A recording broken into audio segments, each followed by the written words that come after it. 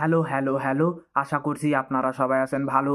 আজকের এই এপিসোডে আমি আপনাদের সঙ্গে ভারতের প্রথম প্রধানমন্ত্রী পণ্ডিত জওয়াহরলাল নেহরু সম্পর্কে কিছু অজানা তথ্য বা ইতিহাস তুলে ধরতে চেষ্টা করব। তো চলুন ভিডিওটি শুরু করা যাক।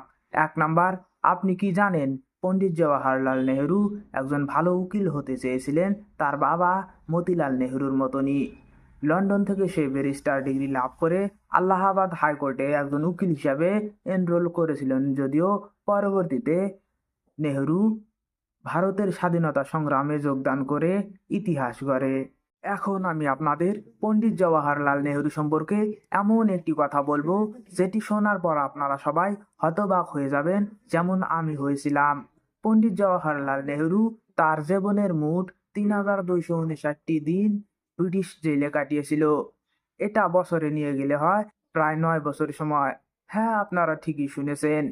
ব্রিটিশরা ভারতীয়দের ওপর চালানো শোষণমূলক ব্যবস্থার বিরোধিতা করার জন্যই জওয়াহরলাল নেহরুকে এত বড় একটি শাস্তি ভোগ করতে হয়েছিল।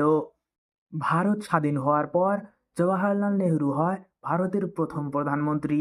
আপনি জানলে অবাক হবেন যে পণ্ডিত জওয়াহরলাল নেহরু মোট 17 বছর সময় ভারতের প্রধানমন্ত্রী হিসাবে কার্যরত ছিলেন, যেটা তাকে বানায় longest serving prime minister of Indian history. আরেকটি কথা হলো যে 1947 সাল থেকে আরম্ভ করে 1961 সাল পর্যন্ত নেহরুকে মারার জন্য অনেক কৌশল এবং অ্যাসাসিনেশন অ্যাটেম্প্ট করা হয়, যদিও সব কয়েকটাই ফেল হয়। এবং বলা হয় যে 1947 সাল থেকে আরম্ভ করে 1961 সাল পর্যন্ত পণ্ডিত জওয়াহরলাল নেহরুকে মেরে ফেলার জন্য মোট 4বার অ্যাসাসিনেশন অ্যাটেম্প্ট করা হয় শত্রুপক্ষদের থেকে, তবে এগুলোর সব কয়েকটাই ফেইল রূপে পরিগণিত হয়। 4 নাম্বার, পণ্ডিত জওয়াহরলাল নেহরুর 1964 সালের 27 মে তারিখে হার্ট অ্যাটাকের ফলে মৃত্যু ঘটে। এই মহান ব্যক্তির মৃত্যুতে শোকাকুল হয়ে দিল্লির রাস্তায় 15 লক্ষ মানুষ নেমে আসে এবং জানায় এই মহান ব্যক্তির প্রতি শ্রদ্ধা এবং অসীমিত শোক।